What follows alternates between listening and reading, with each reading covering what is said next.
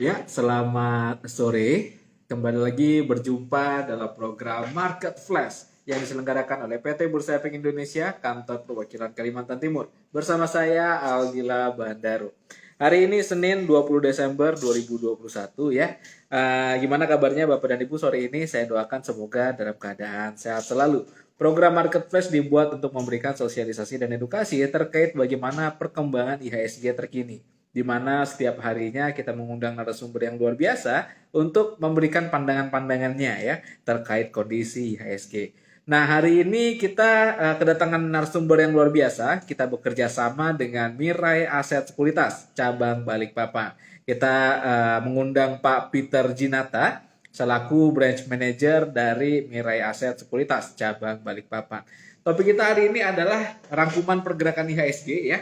Tadi setelah jam 1 siang kita bicara tentang window dressing dan Januari effect. Nah, sekarang kita bicara terkait apa aja nih sentimen atau rumor ya, atau hal-hal yang mempengaruhi pergerakan IHSG hari ini bersama dengan narasumber kita Pak Peter.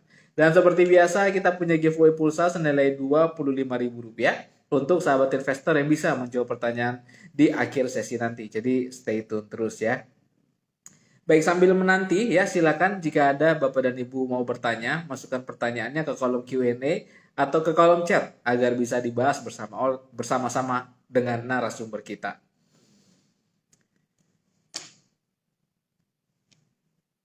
Jadi melansir data dari rti.co.id per pukul 15.59 WITA ya, IHSG berada di angka 6547 atau mengalami pelemahan sebanyak 0,83% ya, atau minus 54 poin.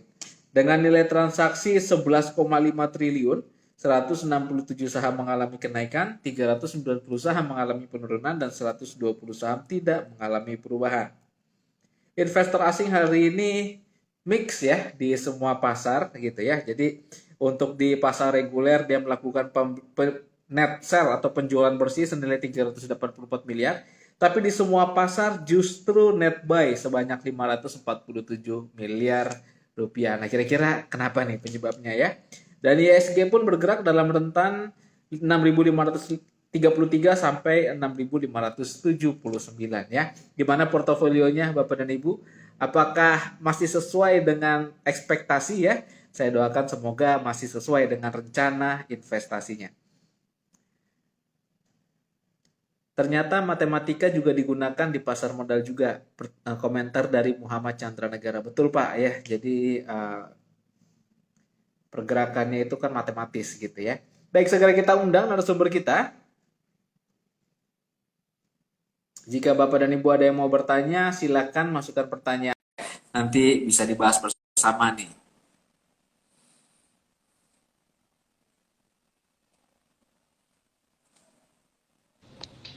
Foto membara dong pastinya, komentar dari Mahliga. Ya, jadi memang ya pasar modal itu terkadang mengalami kenaikan, terkadang mengalami penurunan. Halo, selamat sore Pak Peter. Ya, selamat sore Pak Aldi. Selamat bergabung kembali Pak dalam program Market Flash yang diselenggarakan oleh PT Bursa Efek Indonesia perwakilan Kalimantan Timur. Gimana kabarnya Pak Peter sore ini? Baik-baik Pak Aldi. Meskipun IHSG merah, kita tetap harus dingin Pak ya. Harus Wih, harus semangat nih. wih, mantap ya, tetap optimis gitu ya Pak ya, walaupun Betul. lagi ini nih merah nih portofolionya. Jadi saya perkenalkan kembali, beliau adalah Pak Peter Jinata, Branch Manager dari Mirai Aset Cabang Balikpapan. Di mana hari ini kita akan ngobrol-ngobrol terkait perkembangan ISG terkini. Dan Bapak dan Ibu jika ada yang mau bertanya ya silakan siapkan pertanyaannya. Dan seperti biasa kita punya giveaway pulsa senilai Rp25.000 di akhir sesi nanti. Jadi stay tune terus. Nah, Pak Peter, mungkin kita sebelum mulai kenalan dulu nih Pak dengan Mirai Aset nih Pak. Nih profilnya seperti apa sih Mirai Aset ini Pak? Silakan Pak Peter. Oke, terima kasih ya Pak Aldi, saya diberi kesempatan hari ini. Nah, saya memperkenalkan nama saya Peter dan kebetulan kesempatan ini saya mewakili Mirai Aset untuk wilayah Kalimantan Timur ya. Jadi teman-teman yang mungkin baru pertama kali tahu Mirai Aset, Nah, Mira Asset ini salah satu cabangnya di Kalimantan ya adalah Kalimantan Timur ya, di tepatnya di Balikpapan ya, di wilayah lain masih belum ada. Kita memang ada cabang baru di Pontianak ya, teman-teman. Jadi teman-teman yang mungkin mengikuti acara ini tetapi di daerahnya atau di kotanya belum ada cabang dari Mira Asset, itu tetap bisa untuk membuka akun ya melalui sistem online kita. Jadi kita ada sistem online yang langsung tidak perlu kirim dokumen, tidak perlu materai ya, semuanya langsung secara online. Jadi itu bisa dimudahkan. Nah, bagi teman-teman yang mungkin ada di wilayah Kalimantan Timur yang lagi berkunjung ke Balikpapan ya, kantor kita ada di Jalan Jenderal Sudirman ya, menyatu dengan kantor Bursa Efek Indonesia. Jadi Bursa Efek Indonesia di lantai 2, kita Mira Asset Sekuritas ada di lantai 1 ya.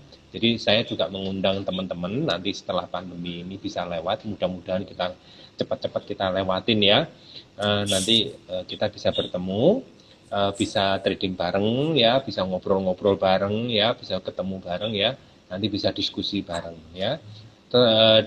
Sebagai tambahan mungkin di Bursa Efek Indonesia juga disediakan ini ya, perpustakaan ya, meskipun kecil tapi up to date gitu ya. Jadi teman-teman bisa bisa menggali informasi di sana ya. Oke, mungkin itu Pak Aldi dari saya. Baik, baik. Ya, jadi Mirai Asset merupakan salah satu sekuritas nih yang terbesar juga ya, top 10 ya di bursa efek kita. Jadi Bapak dan Ibu silakan nih cari kepo-kepo gitu atau cari informasi terkait Mirai Asset ya. Kalau kelebihan dan fitur sendiri dari Mirai Asset ini apa aja nih Pak yang bisa dimanfaatkan oleh investor? Sorry Pak, putus-putus. Lancar koneksinya? Sebentar, saya mau. Oh, ya terdengar Pak. Oke, oke. Sorry, Bagaimana suara mungkin saya Pak? koneksi saya agak kurang. Agak putus-putus Pak tadi. Iya, Oh, jadi untuk teman-teman yang mungkin dari Mira Aset Sekuritas yang mungkin sudah pernah menggunakannya ya, fitur kita, aplikasi kita ini cukup fleksibel ya, bisa tersedia dalam aplikasi dalam ini ya, dalam platform Android juga ada, jadi bisa dioperasikan lewat smartphone ya, lalu kemudian juga yang bisa Anda yang mungkin menggunakan iPhone, lalu juga bisa under Windows ya, jadi di PC bisa, atau mungkin teman-teman ada yang sudah punya tablet ya, bentuknya tablet tapi yang sudah ini ya, sudah Windows itu juga bisa ya. Jadi Mira Asset memang menyediakan aplikasinya yang sangat-sangat user friendly ya, baik dari itu chartnya dan segala macamnya ya, itu bisa Anda coba, nanti Anda bisa membuka akun, bisa mencoba sendirilah petualangan, merasakan experience-nya bersama Mira Aset Sekuritas gitu. baik, baik. Jadi seperti itu ya. Silakan follow Instagram Pak Peter ya jika ingin mendapatkan informasi lebih lanjut ya terkait bagaimana Silakan Pak. caranya bergabung ya dengan Mirai Asset. Halo Pak Peter, sepertinya sedang terjadi kendala jaringan. Halo Pak, sudah bergabung kembali Pak? Sebentar Pak, mungkin saya tukar aja ya jaringannya ya.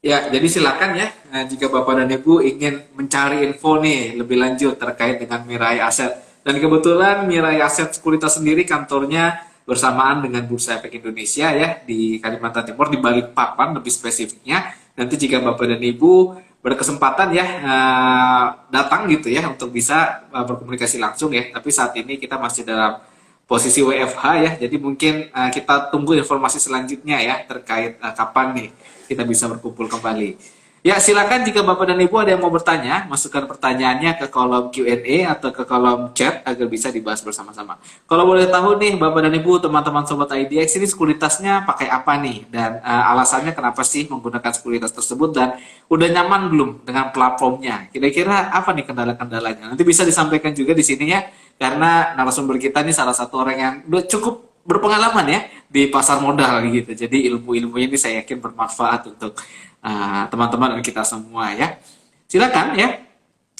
Jadi saya akan bacakan kembali kondisi IHSG terkini melansir data dari rti.co.id ya per pukul 16.07 WITA IHSG berada di angka 6.547 atau mengalami pelemahan 0,83%. Ini hampir 1% ya, cukup signifikan juga. Kalau saya lihat beberapa waktu kemarin IHSG itu berada konsisten di atas 6.600 ya. Tapi 2 hari ini berhasil nih tembus level psikologisnya 6.600 ke area 6.547. Di mana nilai transaksi kita hari ini di angka 11,5 triliun, 11,5 triliun satu hari ya, 2 sesi. 167 saham mengalami kenaikan, 390 saham mengalami penurunan, dan 120 saham tidak mengalami perubahan. Saya doakan semoga portofolio Bapak dan Ibu dalam keadaan yang sesuai ya dengan rencana dan ekspektasi ya imbal hasilnya. Baik, segera kita undang kembali ya Pak Peter untuk bergabung bersama kita. Gimana nih kesan-kesannya nih Bapak dan Ibu nih terkait IHSG hari ini? Apakah semuanya merah atau ada yang hijau sedikit gitu ya? Nanti kita juga akan bahas kira-kira hari ini saham-saham apa yang mengalami kenaikan tertinggi dan penurunan terdalam dan saham paling aktif ya diperdagangkan selama 1 hari ini. Jadi saya yakin bermanfaat banget untuk teman-teman. Selamat datang bagi yang sudah hadir ya. Salam jumpa kembali. Kita hari ini ada dalam acara Market Flash, rangkuman pergerakan di IHSG selama 1 hari ya, di mana kita mengundang narasumber yang luar biasa. Hari ini kita bekerja sama dengan Mirai Aset Cabang Balikpapan, di mana narasumber kita adalah Pak Peter Jinata ya, Branch Manager dari Mirai Aset Cabang Balikpapan.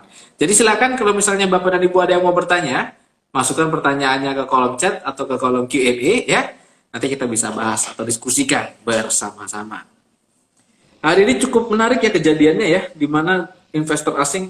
Halo, selamat sore Pak Peter, selamat bergabung kembali Pak.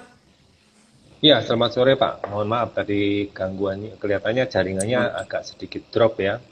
Kita mudah-mudahan masih ditunjang nih dengan koneksi yang bagus nih. Tapi suara saya sudah terdengar Pak ya, cukup jelas ya di sana ya. Betul Pak, betul Pak. Tapi kelihatannya cuaca yang agak sedikit ini ya, sedikit mendung gelap nih.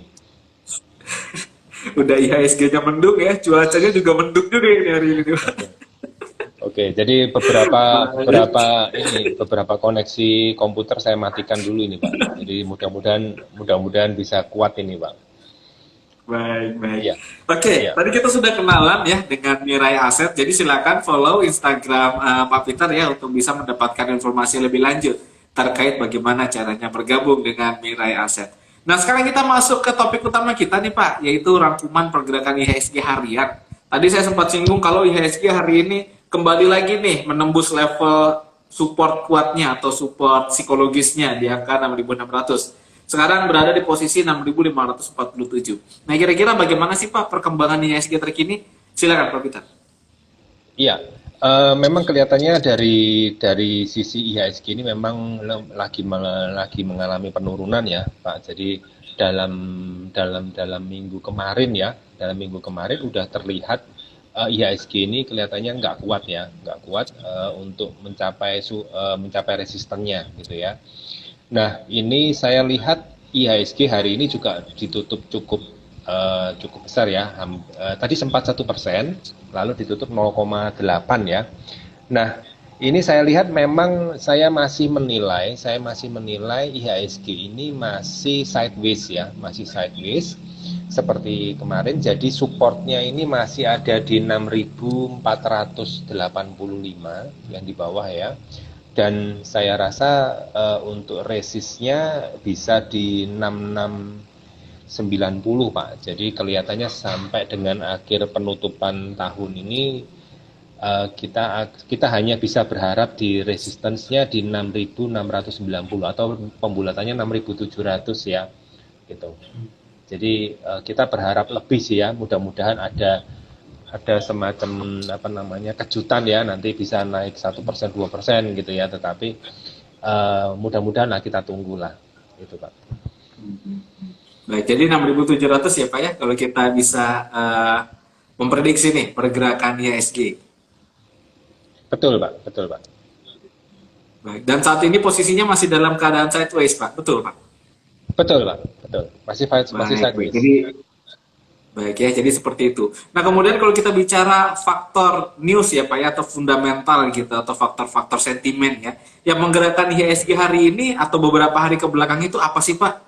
Apa nih yang menyebabkan IHSG ini sampai turun dalam seperti ini Pak? Silakan pandangannya Pak Peter.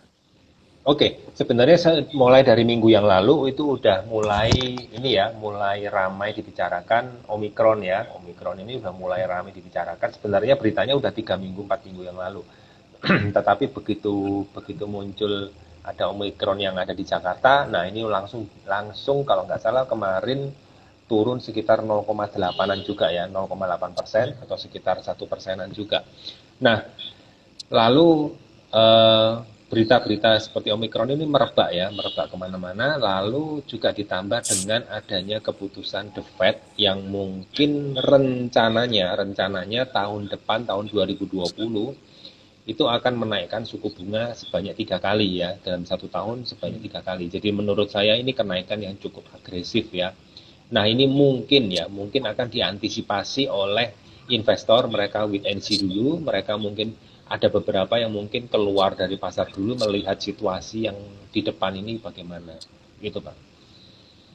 Baik, baik. Jadi dua topik utamanya ini berkaitan sama kasus COVID ya, yang varian terbaru, varian Omicron gitu, di mana lebih menular. Kemudian dari sisi sentimen The Fed ya, Wall Street juga ada potensi The Fed menaikkan suku bunganya 3 kali di tahun depan ya. Jadi saya yakin ini bisa berdampak juga nih terhadap IHSG ya. Tapi kita sama-sama optimis ya, karena banyak pelaku pasar itu berekspektasi kita nih lebih siap secara fundamental Pak, karena berbeda antara tapering yang terjadi tahun 2013 sama tapering yang terjadi sekarang gitu. Jadi banyak yang beranggapan, oh ini berbeda beda situasi nih gitu. Kalau menurut Pak Peter sendiri bagaimana Pak? Seberapa besar dampaknya kalau memang The Fed ini menaikkan suku bunga Pak? Gimana dampaknya ke kita? Bagaimana pandangannya Pak Peter? Sebenarnya sih memang harus tahun 2022 ini kan memang hanya mereka The Fed punya rencana Pak ya, masih hanya dalam bentuk rencana atau dalam tanda petik wacana ya, mereka punya berkeinginan untuk karena landasan mereka adalah inflasinya cukup cukup tinggi ya. Nah, apakah itu jadi atau tidak itu tergantung Pak, tergantung perkembangannya ya. Jadi kalau saya melihat memang kita ini lagi ada di tengah-tengah ya. Kalau Omikronnya memang merebak, perekonomian juga akan terganggu ya. Tetapi kalau memang Omikron ini bisa ditanggulangin, berarti terjadi penaikan suku bunga ya. Nah ini dua-duanya kayaknya sama-sama bisa menghantam perekonomian gitu ya. Nah tetapi kalau saya lihat sih memang kita harus menunggu ya. Kita nggak bisa melihat perkembangan 3 bulan ke depan ini yang kalau saya melihat dari Omikron ini saya bukan dokter ya, jadi saya mungkin belum tahu dampaknya seperti apa, tapi mereka sudah mengantisipasi gitu loh. Mudah-mudahan ini bisa kita laluin gitu. Nggak separah yang Delta kemarin. Gitu. Baik, baik. Jadi optimis nih. Nah, berikutnya nih Pak Peter, kalau bulan Desember ini kan banyak yang memperkirakan nih terjadinya window dressing nih Pak. Kalau menurut Pak Peter sendiri nih, gimana pandangannya? Ini window dressing ini tetap berjalan gitu atau ada faktor lain nih yang menghambat terjadinya window dressing? Gimana pandangannya Pak Peter? Kalau dilihat dari perkembangan IHSG terakhir ya 1 minggu kemarin, kelihatannya mungkin dan ini kita sudah tanggal 20 ya, tanggal 20, jadi sekitar tinggal 1 minggu 2 minggu lagi ya, 1 minggu 2 minggu lagi, dan di situ ada banyak beberapa hari hari istimewa ya, jadi kita mungkin banyak yang sudah ngambil cuti atau mungkin itu istirahat ya.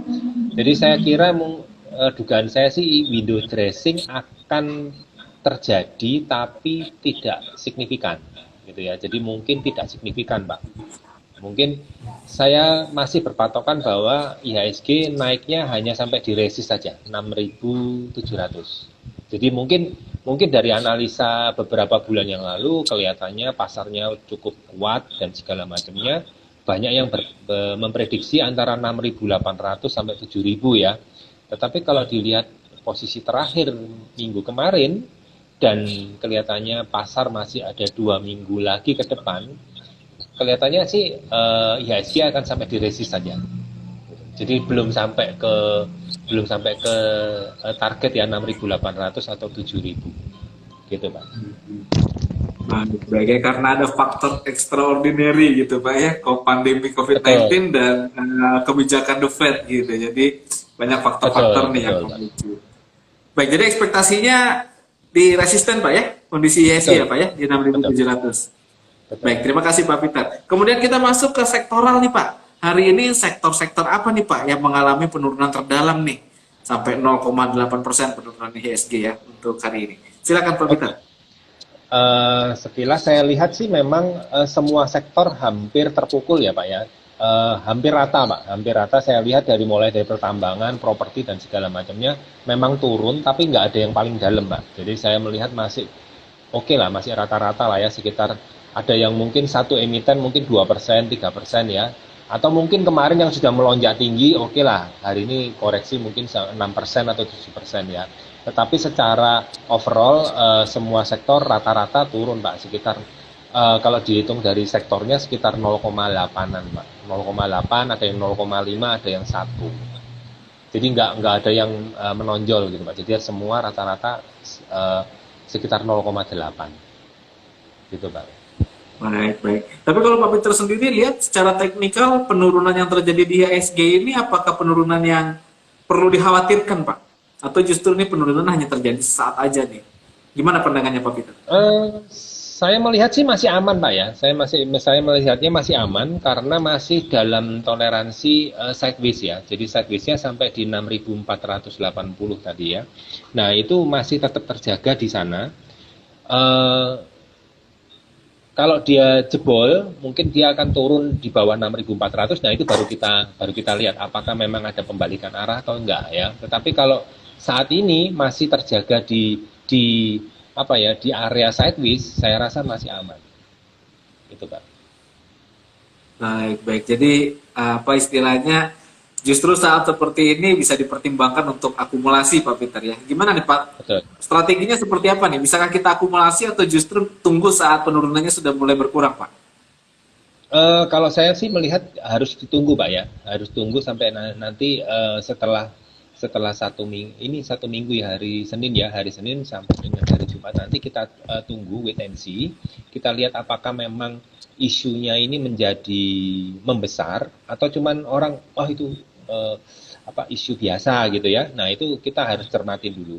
Nanti kita lihat dari perdagangannya Pak, apakah memang mereka turun sampai di sini aja, lalu kemudian mereka berbalik arah, atau memang harus tambah turun gitu ya, atau malah Omikron ini malah merebak kemana-mana gitu ya. Tetapi kita akan coba cek dulu, kita wait and see sekitar 1 minggu ini kita lihat, itu Bang. Baik, baik. Nah, salah satu strategi yang digunakan oleh investor nih Pak saat IHSG mengalami penurunan ini kan mereka beralih instrumen gitu ke reksadana gitu ya. Mungkin reksadana pasar uang atau reksadana pendapatan tetap. Nah, ini strategi yang realistis juga nih. IHSG turun, kita pindah dulu ke reksadana yang pendapatannya lebih stabil gitu, pergerakannya lebih stabil ya. Gimana pandangan Pak Peter? Setuju tidak Pak? Setuju aja Pak, setuju aja. Ini tergantung dari ini Pak ya, dari kecermatan dari investor ya, masing-masing investor.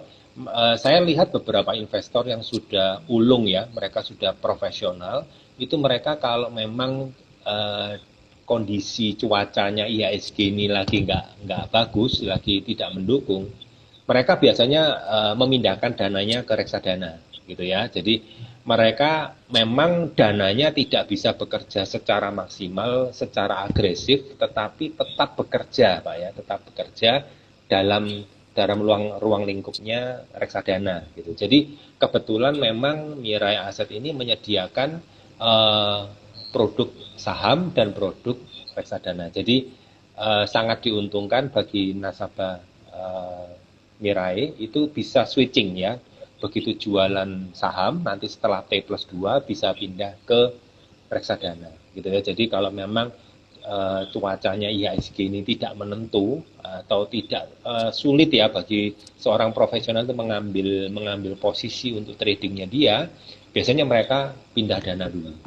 Jadi sambil menunggu cuacanya clear, jadi dia uangnya tetap bekerja Pak. gitu. Baik, baik. Dan mungkin ini bisa dikasih tips nih Pak ya, gimana sih secara teknis gitu kita alokasi perpindahan asetnya cepat gitu dari saham pindah ke reksadana atau dari reksadana pindah ke saham gitu. Tadi Pak Peter sempat singgung kalau di Mirai ada platformnya ya Pak ya. Nah mungkin bisa dijabarkan nih Pak elaborasi ini. Ini platformnya seperti apa nih untuk bisa memberi gambaran kepada investor Pak? Oke, jadi kebetulan minggu lalu atau satu bulan ini ya, jadi ada produk baru yang dikeluarkan oleh Mira Aset Sekuritas yaitu Navi ya. Pakai V ya, Navi gitu ya. Navi ini singkatan dari navigasi ya. Jadi diharapkan produk ini bisa menavigasi instrumen atau investasi Anda gitu ya semua. Nah, Navi ini menggantikan Max Fund ya. Max Fund itu dulu memang seperti marketplace ya untuk reksadana. Jadi di sana reksadananya banyak banget macamnya. Itu Anda tinggal pilih yang sesuai dengan profil investor. Nah, karena Max Fund ini hanya bisa website Pak ya, hanya bisa website di komputer atau di PC gitu ya. Jadi mungkin dilihat ini kurang apa ya, kurang user friendly ya. Jadi teman-teman banyak yang sudah memakai gadget, sudah sering moving kemana-mana, mungkin ke area pertambangan, ke luar kota ya, lagi bisnis, perjalanan bisnis dan segala macamnya, maka disediakanlah Navi ya. Navi ini under Android ya, jadi bisa masuk ke apa namanya handphone Anda semua ya. Yang Max Fund untuk sementara dinonaktifkan, jadi sementara dinonaktifkan, jadi tinggal Navi. Nah, teman-teman yang mungkin belum memiliki akun Mira Aset itu tetap bisa download Navi, tetap bisa melihat grafik-grafiknya, tetap bisa melihat produk-produknya, tetapi nggak bisa beli dan nggak bisa jual. Ya, jadi harus buka akun dulu, baru. Sorry, mungkin terputus Pak. Tidak Pak, masih terdengar Pak. Silakan Pak Peter. Oh, oke, kelihatan putar-putar sih soalnya. Nah, jadi teman-teman bisa melihat produk-produk dari Navi, bisa melihat grafiknya, ya, kemudian bisa lihat returnnya atau imbal hasilnya, semuanya lengkap Pak di sana. Ya, jadi meskipun kecil-kecil, handy tapi cabai rawit gitu ya. Jadi semua lengkap ada tersedia di sana, gitu ya. Jadi sangat enak banget. Jadi jika membuka akun di Mira Aset, Anda setelah berjualan saham bisa langsung beli di Navi. Kenapa? Karena RDN-nya satu. Jadi menyatu dengan RDN-nya. Jadi begitu dana penjualan dari saham ini sudah masuk ke RDN, bisa langsung dibelikan ke reksadana. Dan kemudian dari reksadana, kalau memang cuaca IHSG sudah mulai membaik, tinggal bisa dijual di reksadananya, bisa dijual, lalu masuk ke RDN, RDN bisa langsung beli ke saham. Gitu ya. Jadi sangat mudah sekali Pak sekarang. Tinggal klik aja. Baik, luar biasa, dan semua dalam satu rekening Pak ya, satu RDN ya. Kita bisa beli Betul. saham dan kita bisa beli reksadana. Nah, selanjutnya nih Pak Peter, mungkin bisa kasih tips nih Pak. Kalau kita strategi dalam melakukan investasi reksadana ini seperti apa sih Pak? Karena platformnya kan udah ada nih, udah bagus nih. Nah, berikutnya kan strateginya Pak. Ini reksadana ini bagaimana nih cara jual belinya, dan kapan nih momen yang baik nih untuk membeli instrumen reksadana? Silakan Pak Peter. Oke, jadi reksadana ini memang terbagi dengan beberapa ini ya, beberapa jenis ya, sesuai dengan komposisinya. Jadi ada yang reksadana saham, reksadana campuran, ada reksadana pendapatan tetap, dan reksadana pasar uang ya. Jadi kalau pasar uang ini lebih mengarah kepada tabungan dan deposito. Kalau yang pendapatan tetap ini mengarah kepada obligasi, Pak ya. Kalau campuran ini adalah yang 30% berupa saham dan yang 70% berupa obligasi dan deposito. Kalau yang benar-benar murni saham itu adalah 70% saham dan sisanya obligasi dan tabungan atau deposito ya. Nah, ini tinggal sesuai dengan kebutuhan teman-teman ya. Jadi disesuaikan dengan kebutuhan investornya ya. Jika Anda ingin sebagai dana darurat untuk rumah tangga, itu disarankan untuk yang pasar uang, Pak. Ya, pasar uang ini meskipun kecil bunganya, tetapi tetap bekerja dan bisa ditarik sewaktu-waktu. Ya, tetapi tetap ada prosesnya Pak ya, ada prosesnya, mungkin ada jeda waktu 1 hari, dua, sorry T plus 2 ya, T plus 2 nanti akan mencapai di RDN dan itu cepat cairnya, gitu ya. Jangan mendadak sampai mepet-mepet Pak ya kalau ingin mencairkannya, tetapi bisa dipakai sebagai dana darurat ya. Dana darurat ini misalnya kita kena pandemi terus kena PHK gitu ya. Nah, ini kita punya dana darurat ya. Nah, dana darurat ini kita bentuk dengan kita menabung ya. Kita sisihkan dana gitu ya. Berapa persen setiap bulannya untuk dana darurat. Nah, ini bisa dipakai metode yang pakai jenisnya pasar uang gitu ya.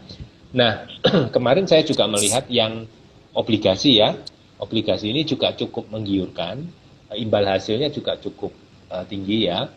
Dan di situ bisa sebagai alternatif juga sebagai apa namanya untuk tabungan anak-anak ya yang mungkin 3 tahun 4 tahun bisa untuk masa studi mereka gitu ya. Nah, ini sangat cocok ya bagi mereka. Nah, ada juga yang untuk saham dan campuran ya. Nah, kalau saham dan campuran ini sebaiknya untuk teman-teman yang sudah bisa mengikuti arah-arah IHSG ya. Jadi kalau arah IHSG-nya ini lagi bearish, biasanya reksadana saham ini juga mengalami penurunan yang cukup dalam. Ya, nah disitulah kesempatan kita mulai membeli produk-produk reksadana tersebut. Gitu ya. Jadi kalau IHSG-nya sudah tinggi, nah itu kita bisa dalam tanda petik panen Pak ya. Jadi kita apa namanya kita tarik ya reksadananya bisa kita nikmati. Nanti kita tunggu lagi sesi berikutnya. Itu Pak dari saya. Baik, baik ya. Jadi berbagai reksadana itu ada fungsinya gitu ya berdasarkan karakteristik resikonya. Jadi ada yang resikonya tinggi, imbal hasilnya juga tinggi. Tapi ada juga yang resikonya konservatif gitu ya. Tapi imbal hasilnya cukup konservatif juga, tapi lebih safe gitu. Dan kembali lagi ya kepada masing-masing investor. Kira-kira cocok yang mana nih instrumen obligasinya, apa namanya reksadananya ya.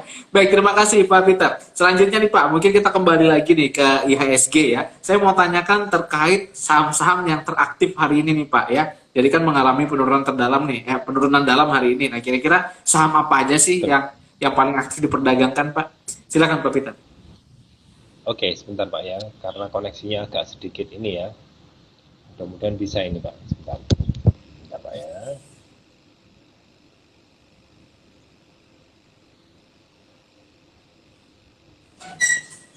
Jadi silakan jika Bapak dan Ibu ada yang mau bertanya, masukkan pertanyaannya ke kolom chat atau ke kolom Q&A ya, agar bisa dibahas oleh Pak Peter, narasumber kita.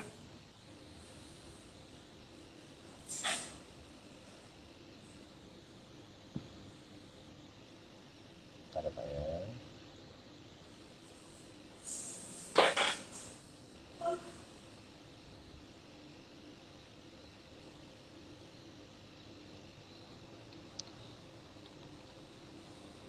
Jadi memang strategi seperti itu tuh strategi yang masuk akal ya diterapkan untuk situasi pasar seperti ini, di mana kalau IHSG lagi mengalami penurunan, kita tarik sebagian dananya kemudian dipindahkan ke reksadana pendapatan tetap atau reksadana pasar uang gitu. Jadi lebih terjaga. Nanti kemudian setelah muncul tanda-tanda perbaikan gitu, pola-pola atau eh, sentimen-sentimen positif gitu ya, baru kita jual reksadananya dan kita pindah lagi ke IHSG. Itu saya rasa kalau Bapak dan Ibu pandai melakukannya ya, itu adalah strategi yang cukup rasional dan bisa diterapkan ya dalam implementasi investasi kita sehari-hari.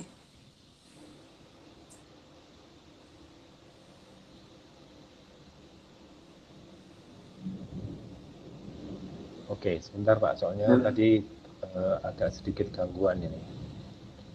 Ya, saya melihat sih memang ini Pak ya, sebentar ya, nggak kelihatan di sini, belum numpuk.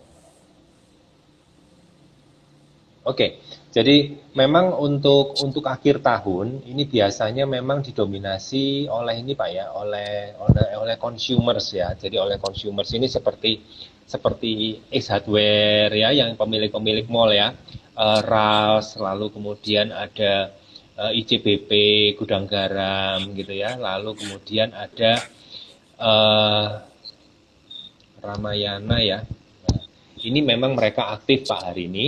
Lalu kemudian dari sektor rumah sakit ya, rumah sakit ini juga mulai mendapatkan isunya ya. Jadi mereka juga terdongkrak hari ini seperti ada dari nikah ya, mitra keluarga, lalu ada diagnosa laboratorium utama DGNS, lalu juga ada CARE ya, Metro Healthcare Indonesia, itu juga mereka cukup cukup ini ya, cukup agresif dan hari ini membukukan kenaikan harga Pak ya.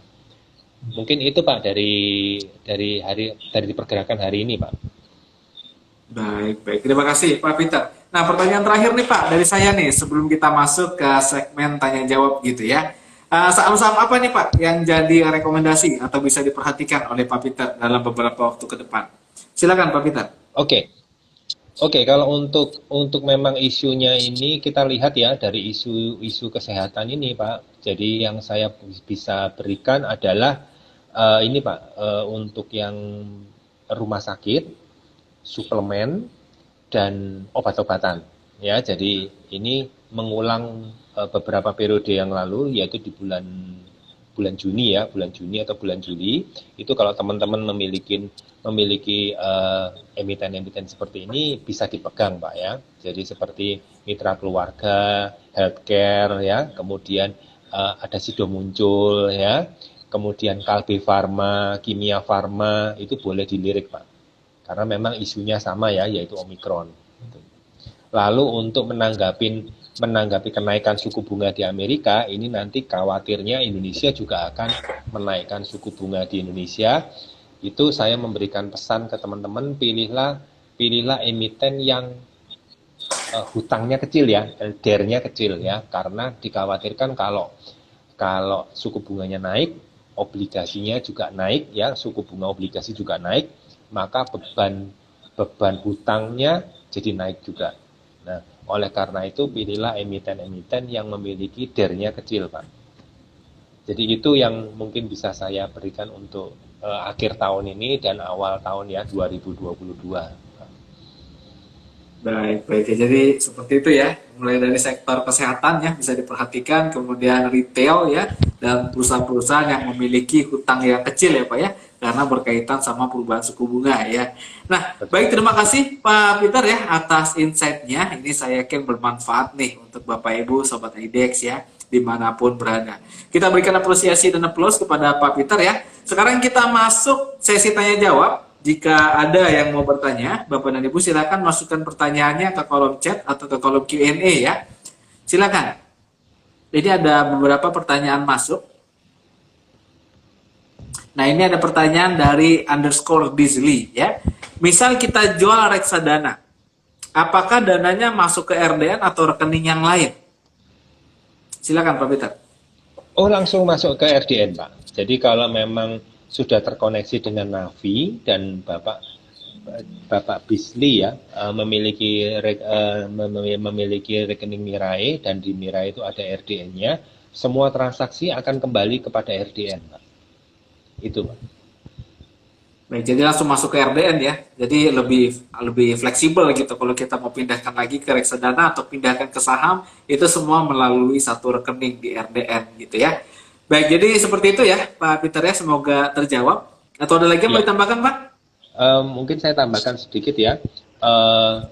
Nanti dari rekening RDN ini baru dipindahkan ke tabungan Pak. Ya, dan sebagai informasi bahwa reksadana ini bebas pajak ya sampai sekarang. Jadi kita cukup melaporkannya aja di SPT bahwa kita memiliki reksadana. Tapi selain itu reksadana ini bebas pajak. Jadi kalau misalnya tertulis di Navi itu imbal hasilnya atau returnnya misalnya ya misal 9% gitu ya, itu 9% itu murni Pak, gitu ya.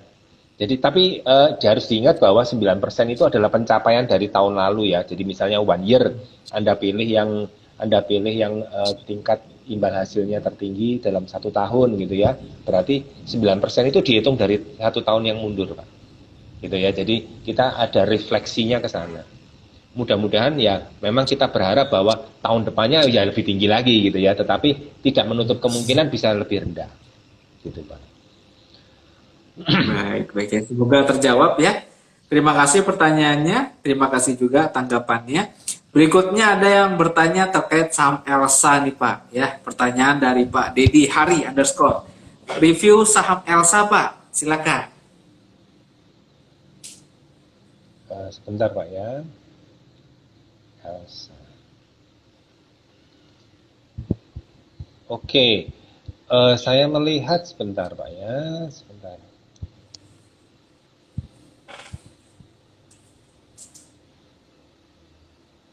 Oke, Elsa ini ada di posisi support ya. Ada di posisi support yaitu di 270 Pak ya. Nah, di posisi ini harus waspada Pak. Jadi kalau ini dilewati, support ini dilewati 270 ini dilewati, kemungkinan besar dia akan mencari support barunya di 256 ya. Cukup jauh kalau menurut saya, tetapi nggak menutup kemungkinan akan dicapai di situ ya. Mungkin itu Pak tanggapan saya. Baik, baik. Terima kasih Pak Peter atas tanggapannya. Terima kasih juga pertanyaannya. Ya, mungkin ini pertanyaan terakhir nih Pak dari saya nih, berhubung waktunya sudah hampir berakhir ya. Kira-kira untuk perusahaan-perusahaan komoditas Pak ya, ini apakah emiten-emiten yang bergerak di komoditas, apakah masih berlanjut nih Pak kenaikannya nih? Karena mengingat beberapa saham komoditas itu naik ya. Apakah masih berlanjut tren kenaikan komoditas ini Pak sampai akhir tahun? Gimana pandangannya Pak Peter? Kalau saya lihat sampai akhir tahun ya Pak, karena memang permintaannya cukup kuat ya.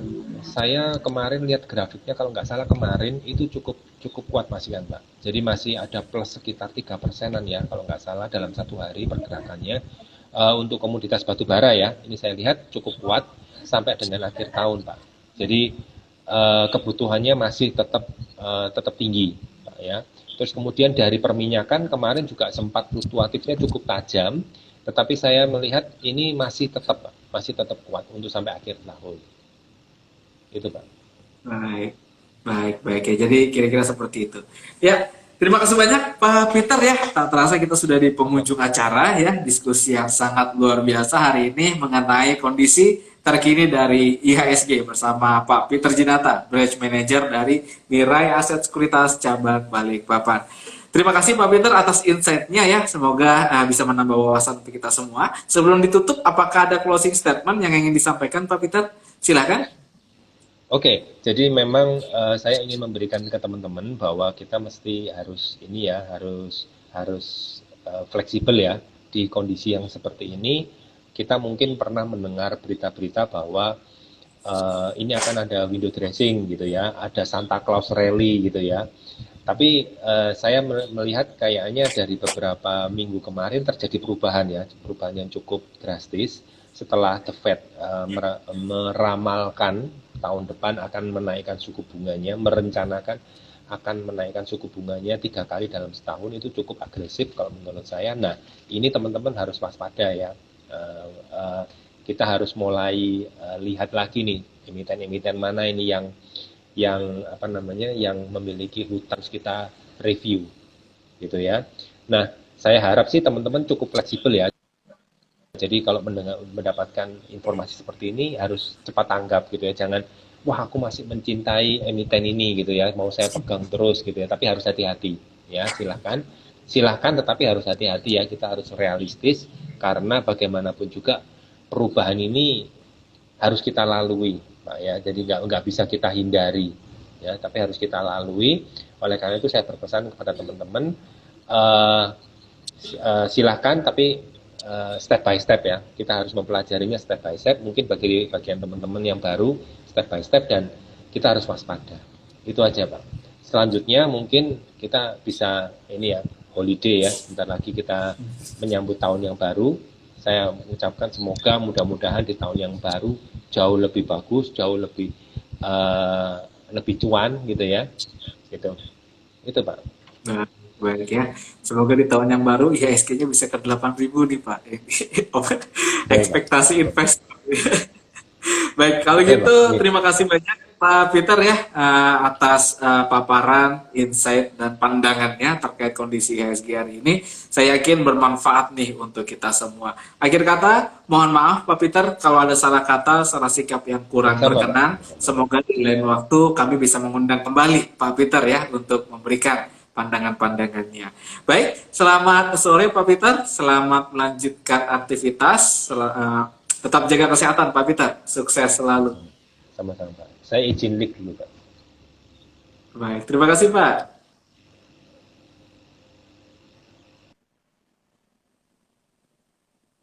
Ya, sekian ya program Market Flash bersama Mirai Aset Sekuritas Cabang Balikpapan. Diskusi yang sangat menarik. Sekarang kita masuk sesi quiz. Kita punya giveaway pulsa senilai Rp25.000 untuk sahabat investor yang bisa menjawab pertanyaan. Caranya follow dulu Instagram IDX Kaltim, kemudian jawab pertanyaannya via DM ke IDX Kaltim ya. Nah, pertanyaan Market Flash hari ini. Sebutkan lembaga yang menjadi tempat penyimpanan aset milik para investor. Sebutkan lembaga yang menjadi tempat penyimpanan aset milik para investor. Nah, jadi yang bagi tahu jawabannya, segera DM kita, yang cepat, tepat, dan benar akan berpeluang jadi juara. Terima kasih atas perhatiannya. Saya Aldila Bandaro, mohon pamit undur diri. Selamat sore dan salam pasar modal Indonesia. Terima kasih.